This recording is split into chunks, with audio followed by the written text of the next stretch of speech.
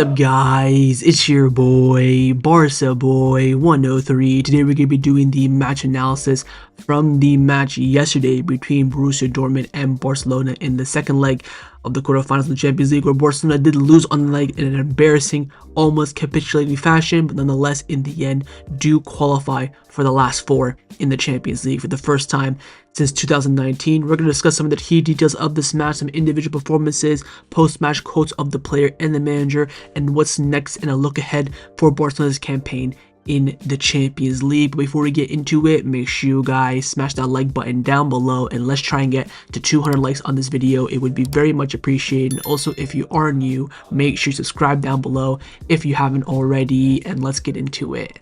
Now, the first thing that I want to discuss from this match is how we let the occasion and the scenery and the situation get the better of us mentally and even physically on the pitch as well. You can see on your screen right now the SofaScore score ratings for the 11 players and the starting lineup. Again, no one touching a green, which is above average apart from Fermin, and again his stats are a bit juiced because he got the cross for the own goal. Szczesny being the 8.0 best player for Barcelona, and I do probably agree. You can see Araujo quite low due to that individual mistake for the hat-trick goal of Guirassy, and overall just a dull and poor performance from the players, all performing below average apart from Szczesny and Fermin according to the SofaScore statistics. You can see on the screen right now the average positioning of the players during this match. Left hand side is starting 11, right hand side is with the substitutions being incorporated. You can see how narrow Barcelona were. You can see Rafa, Lamy, Lewa, Fermin, Gavi, and Jong all hovering in that center circle all together. The back line, of course, not as high as you do expect them to be, but still probably quite high in a game where you do have a 4-0 advantage. With the subs coming in, you can see, of course, Pedri dropping in that A position where he loves to be. Then you almost basically playing as a fullback when he came in, helping John Martin on that left-hand flank, and everyone else kind of, being unexpected. Eric in the pivot, Ferran Torres again very, very deep in his areas, even though he played on the left-hand side in the striker position. You can see that average positioning of him being in the middle of the park. Some of the stats from this match as well. You have firstly Barcelona 54% of the possession with 46% for Dortmund, 3.58 xG for Dortmund, 0.49 for Barcelona. So basically Dortmund were expected to score 4 goals in this game, and we were barely expected to score 1.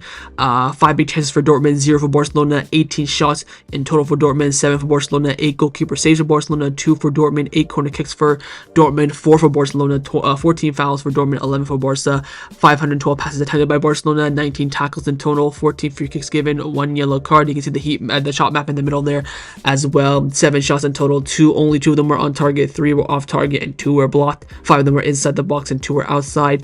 The one that was off target is definitely that one from Fermin, which he definitely should have scored. You can see on the right hand side as well the highest concentration of play of where Barcelona spent majority of the ball, mainly down that left hand side with John Martin, with Raphinha. That was quite evident in this game.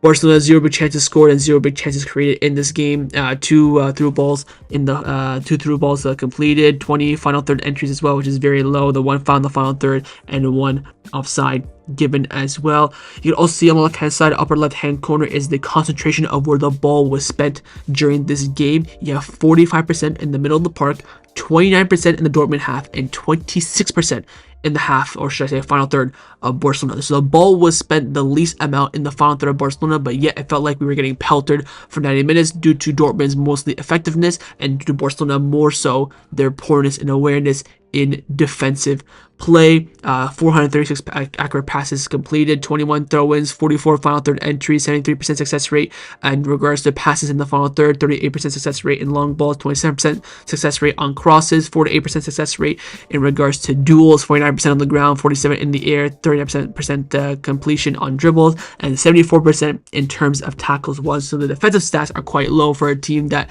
should have spent more time defending in this game than attack, and also spent the game majority defending as well. What these stats tell you is that it's not really with Dortmund having the upper hand, it's more so Barcelona that were giving them the upper hand. We let them have the pressure, we let them have the ball. Even though we had more possession, we had the ball least spent in our final third, they were effective with it. Don't forget they scored 2 goals that were correctly ruled out for offside as well, which means they got in behind, to say the least. Again, the stats, especially defensively, are showing that Barcelona weren't that good defensively, but yet still held on to the lead. And again, it shows that the occasion, the atmosphere in the stadium, everything got to Barcelona, but the positive side is that thankfully they did survive. Now, one of the key assets for me following the, poor performance from Barcelona was to see the reaction of the players and the manager who spoke after the game, of course, and I'm very, very pleased to see the reaction of the players and also the manager as well. Let's get into what some of the players said after the game. We have here some quotes from Araujo. He's saying that we're happy because we're in the semifinals for the first time in 6 years. The club deserves this. We're working well. There are things to correct because at other times this could have slipped away. It's a game to be happy about because of the qualification, but there's also some annoyance because, of course, of how the match went. So again, criticizing the performance there, saying it wasn't good. Other years it would have slipped away, so highlighting the improvement of recently, but still not good enough. Gavi said that nobody said it was going to be easy. I'm proud of the team. The important thing is that we are in the semifinals. It wasn't easy. We fought until the end, and that was what mattered the most. After all these years, we're very happy. Again, correlating there well with Araujo. Kounde, very, very good quotes here, saying that, to be honest, I'm disappointed with the game we played today. We lacked everything we had in the first leg: intensity, pressing, concentration, winning duels, marking passes lane. Everything was poor from Barcelona, just how I showed you in the stats in the last section. Kounde there translating the exact same thing. Guirassy said that we have to be happy because it's been a long time since we've reached the semifinals. I haven't seen the tie in danger. We need to do some real self-criticism. We didn't play the way we wanted. If we had lost the match at some point, it was better that we lost the match today. So a lot of the players are saying this, that if we had to lose a game this season for the rest of the season, it would be this one, second leg being 4-0 up and losing it. Frenkie de Jong said that we were disgustingly bad today. If I had to choose to lose a match, it would be this one and not the upcoming one. So again, saying the exact same thing that Kounde saying. I didn't feel completely confident until the end of the match, especially when we were losing 2-0. I didn't lose confidence completely, but we can't be comfortable either. So he's saying that his head was basically almost gone at that point. So they scored a third, it would have been absolutely cooked. Lewandowski came out saying that we have to lose and make mistakes. It's better that we do them in this stage. Later on, there is no room for such mistakes. We made it easy for Dortmund to get chances and score. Maybe this will be a wake-up call that we need, and we have to learn from this. We lacked control in midfield. We made a lot of mistakes. We lost possession, gave away passes. We made it easy for them. Today's match should be analyzed deeply. We have to learn from it, and we cannot play like this again. Finally, Fermin came out saying that we knew it was going to be a tough match despite the first leg result. I think today wasn't one of our best days. We faced some difficulties. We need to learn from our mistakes, and we're happy to have qualified for the next round. I love the fact that players are all on the same page, all in the same correlation. Terrible performance, we're qualified, that's good. If we're going to lose one match from now to the end of the season, it would be this one. We would choose to be this one. We need to correct ourselves and learn from this match. You see other times when Barcelona lose Champions League games in embarrassing fashion. Oh, it is what it is. Oh, we need to reflect. Oh, we cannot believe it happened, blah blah. Here there's of course self-criticism, and also, most importantly in my opinion, self-improvement as well. They're looking to improve, and they know how poor they play in this game. Very, very happy with the players said after the match. We have some quotes here from Flick as well. Flick said this is not our best match. The opponent was very good. The atmosphere was great. It was not easy to play in this kind of match, but we qualified. We could have played better, but putting too much pressure on my players would be disrespectful to Dortmund. We need to have more positive outlook and try not to look too negatively at this game.